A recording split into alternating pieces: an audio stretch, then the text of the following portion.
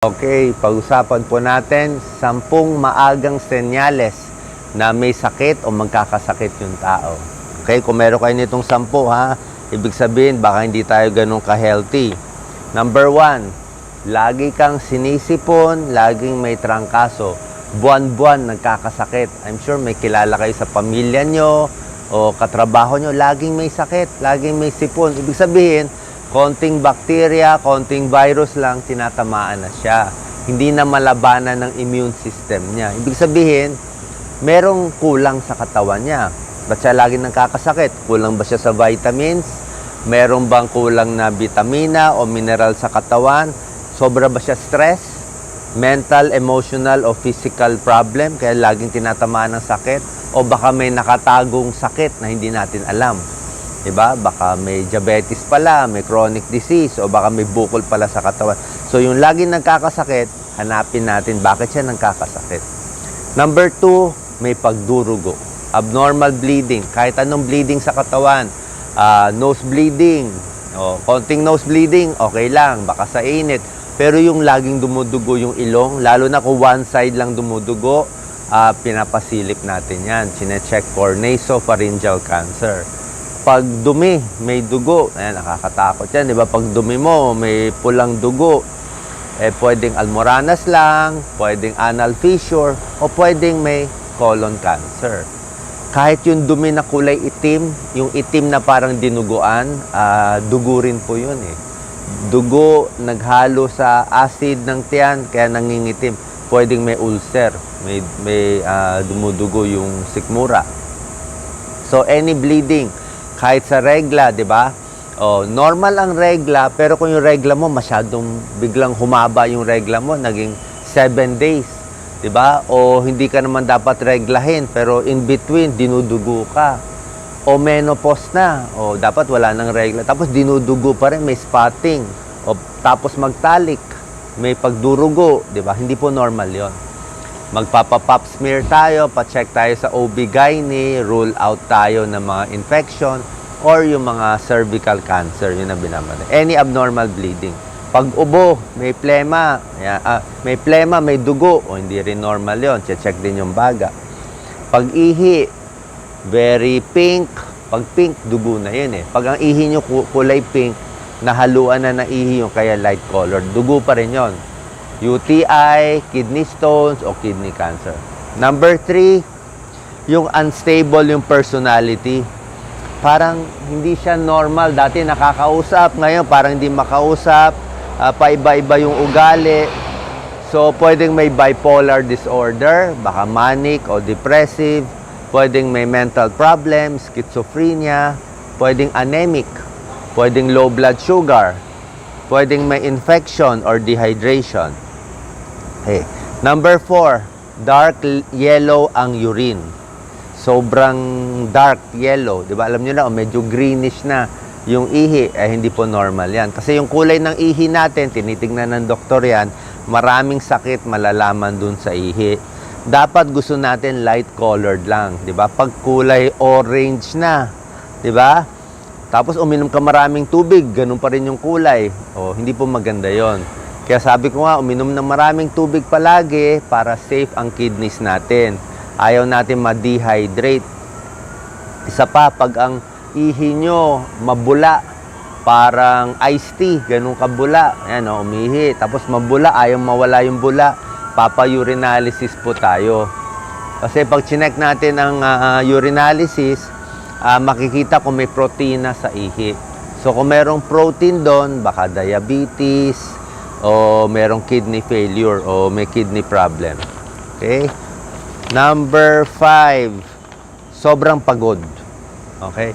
Dapat, pag nakapahinga na tayo, nakatulog na tayo, di ba, lalakas na tayo. Pero yung nakatulog ka na, nakapahinga ka na, pagod ka pa rin.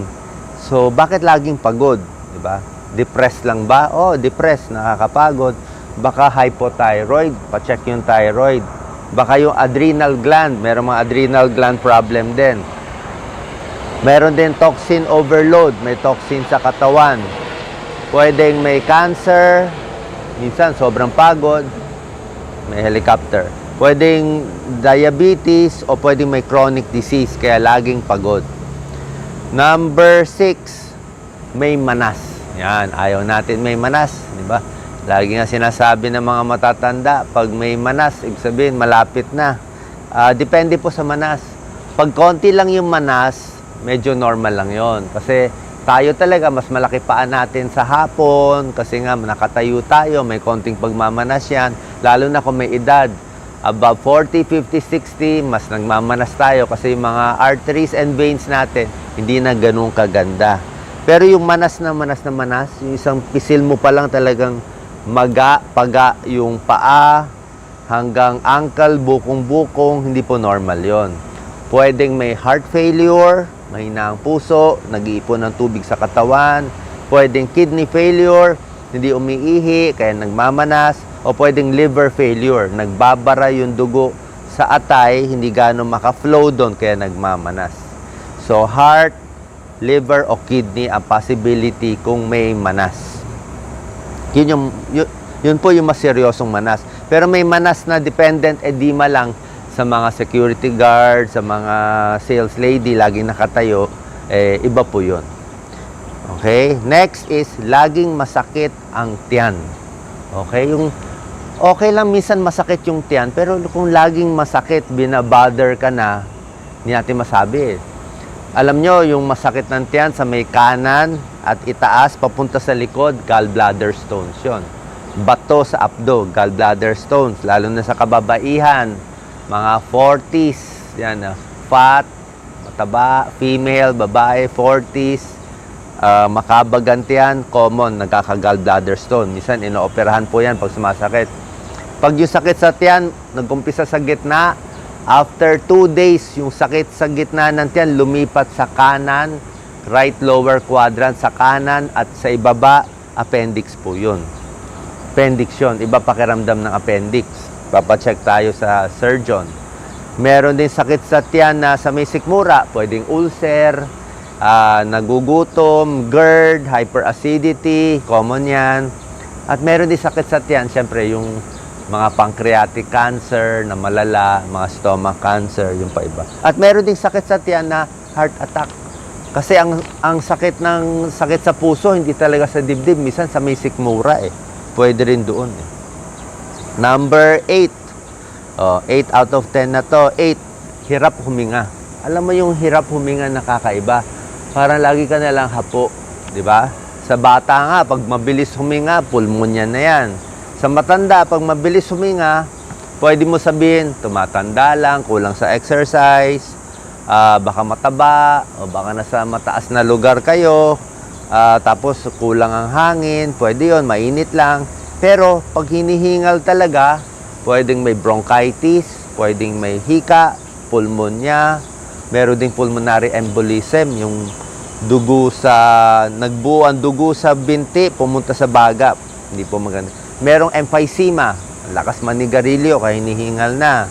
Okay? Pwedeng sakit sa baga o sakit sa puso. So, pag hinihingal, X-ray, tsaka 2D echo ako. Okay? X-ray, 2D echo. Pwede rin hingal na panic attack lang, kinakabahan lang siya. May ganun din. So, yung sobrang hapo, titingnan natin bakit yun. Number 9, nilalagnat. Common na yan. Basta may lagnat, may sakit na yon. Hindi natin pwede sabihin, lagnat lang yan, konting sinat lang. Yung konting sinat-sinat sa hapon, pwedeng tuberculosis yun Yung mga sinat-sinat, pwedeng may cancer yun pwedeng may cancer, mga lymphoma, leukemia. Pero kung mataas-taas na yung lagnat, UTI, pulmonya, meningitis, yun ang mas serious. O endocarditis, may infection rin sa puso. Meron ding lagnat na syempre yung mga virus lang, tonsillitis, viral infection. Ganito na lang rule natin. Pag ang lagnat nyo, lampas 4 days na, pa-check up na tayo. Okay? Dapat hanggang 4 lang. Huwag mo na paabutin ng 5-6 days. Pag sa bata, 2 years old pababa, 2 araw lang yung lagnat, pa-check nyo na. Bata kasi yun Less than 2 years old. Gusto mo maaga ka doon. Pero kung matanda, pwede pa tayo maghintay 4 days. Last, number 10, na maagang senyales ng sakit, namayat. Okay, lagi ko sinasabi, pag sinabihan na mayat ka, okay lang kung nagda-diet ka. Pero kung hindi ka nagda-diet na mayat, ayaw natin yon. Namamayat, kami mga doktor, iniisip agad, baka cancer. Oo, laging naka-warning yan. Ba't namamayat Hindi naman nagda-diet. Baka may bukol na salbahe sa loob ng katawan na nagpapapayat. Nalungkot nga ako doon sa tatay ko noon Namayat na pala yung tatay ko ng mga 15 pounds, hindi ko na malayan. Kasi pagkasama mo lagi sa bahay, hindi mo makikita na mamayat siya Hindi mo makikita Pero kung yung kaibigan mo, hindi mo nakita ng 1 taon, tapos nakita ka, sinabi na mamayat ka, baka namayat ka talaga unless may timbangan ka. Diba? So, minsan, pag tayo sa magulang natin, hindi natin mahalata na mamayat na pala. Kala natin unti-unti kasi, unti-unti. Yung pala, cancer na pala. Na late tayo sa pag-diagnose, maaga mamamatay. So, dapat early yan. Basta timbangin nyo na, namayat ng 10 pounds, check up na. Okay? Other causes ng weight loss, baka depressed siya, baka hyperthyroid, baka hindi naman cancer, baka diabetes, baka liver disease, o baka may problema sa tiyan. Okay? So, itong mga 10 maagang senyales ng pagkakasakit, mga warning signs to, dapat alerto tayo. Lalo na kung kayo ay 40 years old, 50 at pataas. Sana po nakatulong itong video ko. God bless po.